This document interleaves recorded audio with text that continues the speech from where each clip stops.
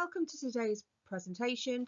Today we're going to be demystifying myths around apprenticeships. So today we're going to be talking about who are Key Training. I'm going to tell you a little bit of history around apprenticeships and when they started, apprenticeships that Key Training deliver, the benefits of an apprenticeship to an employee and to the business, the apprenticeship levy, so whether you're a levy payer or a non-levy payer, and we'll talk through some leadership apprenticeships as well. My name's Suzanne McNicholas. I've worked with hundreds of businesses promoting and supporting the use of apprenticeships. I know that they support your business growth, and that's by bringing in new talent and upskilling your current teams. So I've got this passion for working with businesses to show those businesses that apprenticeships work and how they can help your business to grow, and also for the professional and personal development of your employees.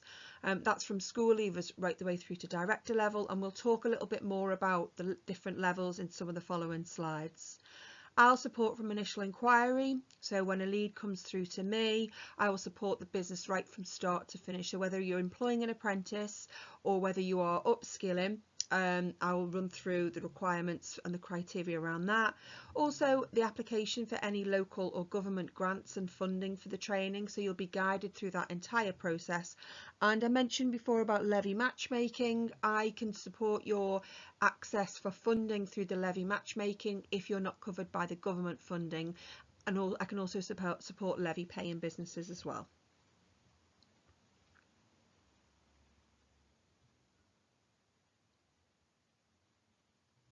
So who are Key Training? So we have been around for nearly 60 years now. So we're funded through the Education and Skills Funding Agency, and we're one of their leading national training providers.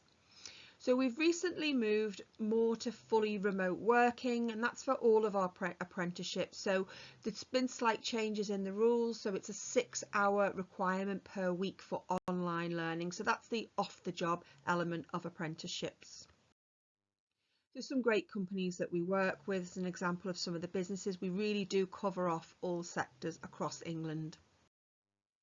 Some nice testimonials to share with you. I couldn't pass on my recommendations of Key Training enough. Very helpful and an excellent service throughout. I just wanted to say thank you very much for the support you've given me on getting my ILM level 3. Ruth worked around the clock to make sure I was ready and up to scratch to make sure that I passed first time. Thank you, Key Training. And working with Leanne, I felt her sole focus and that she really wanted me to succeed and get me over the line. So a little bit about history about when apprenticeship started. So the term apprenticeship is one bound by legal agreement to work for another for a specific amount of time in return for instruction in a trade, art or business. So they go as far back as the Middle Ages. However, they became more regulated in about 1563 to set out more precise conditions and terms for apprentices. Generally, an apprenticeship would last for 2 to 7 years, whereas now it's around 12 months to 5 years. A business could have a maximum of 3 apprentices, and they were always men. So the apprenticeships that Key Training deliver, we deliver customer service. So we also offer career pathways. So we cover different levels from level 2 right the way through to level 5, which are management level. We cover ICT, HR, department manager, community health and wellbeing, business administration, team leading, learning and development practitioner, and recruitment. So the benefits of apprenticeships for the company. Straight away, you're going to raise your staff morale. If you are encouraging your team to train and to learn new skills and also to develop the skills that they're trained for within that business, you're going to reduce your staff turnover as a result of that. So you're going to have loyalty from your teams because you're investing in them to learn. Also, if you're using apprenticeships for upskilling, you're reducing your hiring costs, so you're eliminating the risk that's associated with hiring new people. You're creating a talent pipeline when you are recruiting, so where you've got new openings within the business and you advertise the role of an apprenticeship, you're bringing in somebody that wants to have a full-time job. They want to earn as they learn, but they also want to have a recognised qualification. Your employer will meet the skills that the business needs. So what they're doing with the practical element of the apprenticeship, they're learning on the job training. The off the job training, they're learning to get that certificate or that recognised qualification at the end of their apprenticeship.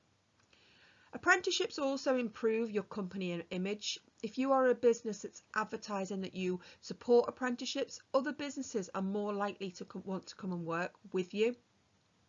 You'll also see an improvement in productivity on service and service. What are the benefits of apprenticeships to the individual? So straight away, increased motivation and job satisfaction. They're not doing something that they've always done. They're having an opportunity to earn whilst they're learning. They're combining practical on the job skills training with the off the job. So we spoke about the 6 hours off the job training. This is now broken down across the week so that we're no longer losing an individual. On most apprenticeships, we're not losing them for a day release as they used to be. Your ability to align the apprenticeship to their personal development and career goals. So you're giving them an opportunity to climb that career ladder.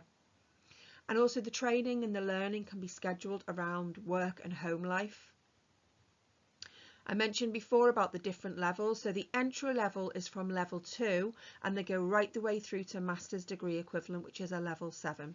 And at the end of each apprenticeship, you're recognised by a professional recognition and you gaining a nationally recognised qualification.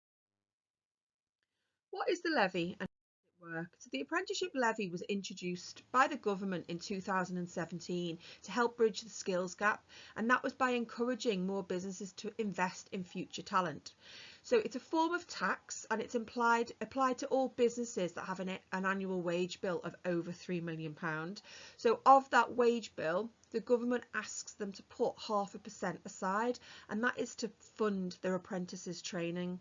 It's then stored and every month it's added to, and after 24 months it expires when it hasn't been used. But that pot of money is there to be used for apprenticeship training within your business.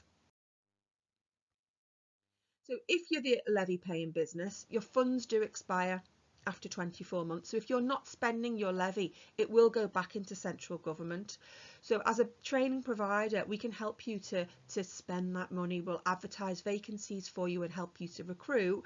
And then we'll also support the upskilling of your teams. Now, there's also an additional £1,000 incentive for levy payers and non-levy payers, and that's for recruiting an apprentice aged 16, 17 or 18. Now, levy share. If you're not a levy paying business, you have the opportunity to tap in to some of that levy fund. Now, the co-op created what they call the co-op levy share, and that's where levy businesses can transfer up to 1/4 of their levy funds that they're going to have unused to support smaller businesses. So the co-op announced that they created this to support apprenticeships for individuals from underrepresented groups. And they're also working with employers to bring together funding to support thousands of apprenticeships. Now, they're just one company that are doing this. And a lot of training providers will facilitate funding non-levy paying businesses with levy paying organisations. So this costing chart just runs through the breakdown of an apprenticeship. So if you were looking to do an operations management level 5, the total cost of that apprenticeship is £7,000. So the 20% of the programme is held back upon completion, which is £1,400. That's held back until the apprentice completes their apprenticeship. The remainder of the costs are then split across the duration of the apprenticeship. So that's paid £373.33 monthly. However, let's not forget that of that £7,000, if the individual is over 19, the government will pay 95% of that £7,000, so the company will co-invest £350. However, if you're a levy paying business, your levy will fund the full £7,000, and if you're a non-levy paying business tapping into another levy, then that can also be funded fully at £7,000. If we look at the HR level 3, there's a total cost of that apprenticeship of £4,500. Again, 20% of that is held back until the apprentice completes their apprenticeship. So the remainder of the costs are then split across the months, the duration of that apprenticeship. Now, again, if you're a levy paying business, that full 4,500 is funded. Worst case scenario, if you're in a non-levy paying business, the government will fund 95% of the costs. So just to break down the team leader supervisor role, so it's a level 3, so it's the equivalent of an A level. So the apprenticeships for these are managing and coaching individuals. So as long as you've got a team of typical job titles linked to this apprenticeship standard are supervisor, team leader, project officer, shift supervisor, foreperson and shift manager. The job requirements broken down are managing or supervising a team, having access to a budget and the knowledge around finance. There are entry requirement criteria for every apprenticeship. However, there are no longer barriers to apprenticeships. If an individual wants to take on an apprenticeship with practical experience, this is possible now. There's no longer any barriers to English and maths. They can complete a functional skills test during their apprenticeship.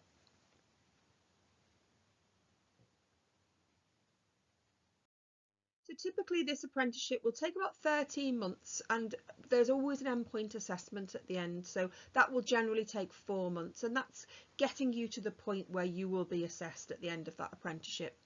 So understanding different leadership styles, understanding organisational cultures, understanding team and people management, and understanding HR systems, reviewing performance, giving feedback, and recognising achievement and good behaviour. Now, slightly higher level at level 5, this apprenticeship is for individuals who manage teams and projects. So they may be an operational manager, they've got to be more accountable to a more senior role. And this is across all sectors, so this is private, public or third sector of any size organisation. So the key responsibilities for this role includes creating and delivering operational plans, managing projects, leading and managing teams, managing change, resource management, talent management, coaching and mentoring. So the typical role titles would be an operational manager, regional manager, divisional manager, department manager and specialist managers. The job requirements, generally the job overview is it needs to be overseeing a budget and managing a minimum of 2 people. They must be in an operational role or a department role. And again, the entry criteria for each apprenticeship is no longer a barrier. So if you've got an individual that's completed the role for many years but actually doesn't have an English and maths qualification, they can complete their functional skills alongside their apprenticeship. So typically this apprenticeship takes 20 months with the add-on of the endpoint assessment. So the role is understanding operational management, including creating plans, setting KPIs, approaches to continuous improvement, understanding how to initiate and manage change, understand data security and management, and the effective use of technology in an organisation. It also covers off operational business planning, how to manage resources, development of sales and marketing, setting targets, and the knowledge of management systems within the business. If you'd like some more information, please don't hesitate to get in touch. Thank you.